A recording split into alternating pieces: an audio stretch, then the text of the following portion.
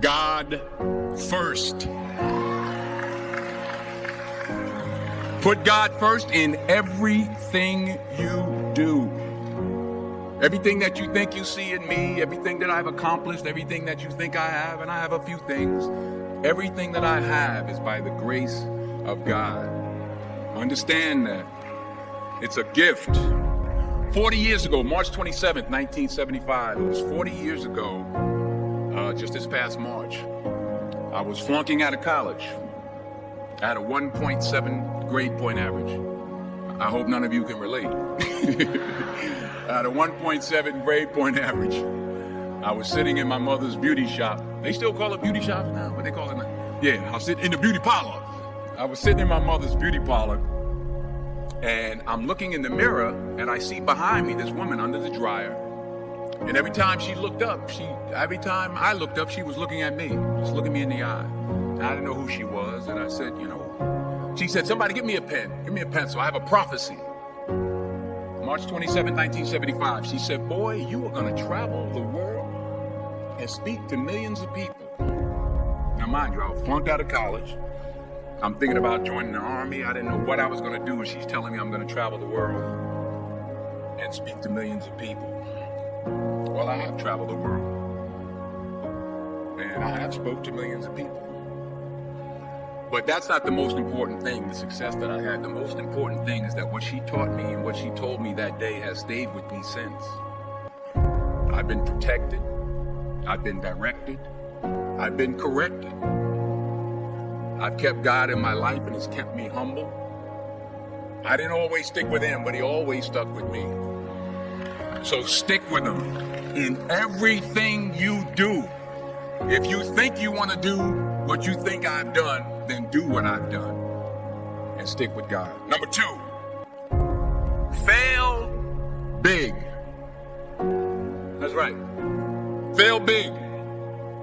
Today's the beginning of the rest of your life, and it can be very frightening. It's a new world out there. It's a mean world out there, and you only live once. So do what you feel passionate about. Take chances professionally. Don't be afraid to fail. There's an old IQ test was 9 dots, and you had to draw 5 lines with a pencil within these 9 dots without lifting the pencil. The only way to do it was to go outside the box. So don't be afraid to go outside the box. Don't be afraid to think outside the box. Don't be afraid to fail big, to dream big. But remember, dreams without goals are just dreams, and they ultimately fuel disappointment. So have dreams, but have goals. Life goals, yearly goals, monthly goals, daily goals. I try to give myself a goal every day. Sometimes it's just to not curse somebody out. Simple goals, but have goals. And understand that to achieve these goals, you must apply discipline and consistency.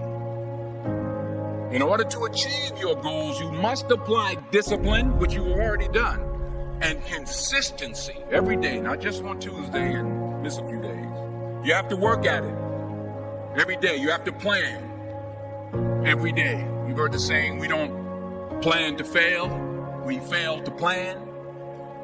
Hard work works. Working really hard is what successful people do. And in this text, tweet, twerk world that you've grown up in, remember, just because you're doing a lot more doesn't mean you're getting a lot more done.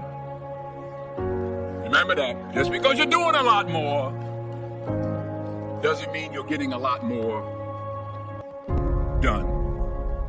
Don't confuse movement with progress. My mother told me, she said, yeah, because you can run in place all the time and never get anywhere. So continue to strive, continue to have goals, continue to progress. Number 3,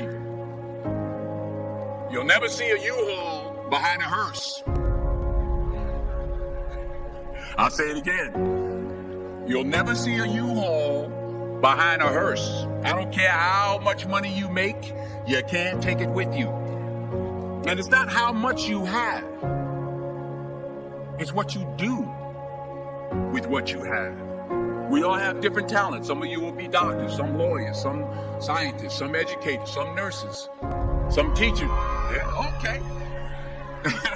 Some preachers. The most selfish thing you can do in this world is help someone else. Why is it selfish? Because the gratification, the goodness that comes to you, the good feeling that I get from helping others, nothing's better than that. Not jewelry, not big house I have, not the cars, but it's the joy. That's where the joy is in helping others. That's where the success is. Finally, I pray that you put your slippers way under the bed tonight, so that when you wake up in the morning, you have to get on your knees to reach them. And while you're down there, say thank you for grace. Thank you for mercy. Thank you for understanding. Thank you for wisdom. Thank you for parents. Thank you for love. Thank you for kindness. Thank you for humility. Thank you for peace. Thank you for prosperity. Say thank you in advance for what's already yours. That's how I live my life. That's why I am. One of the reasons why I am today.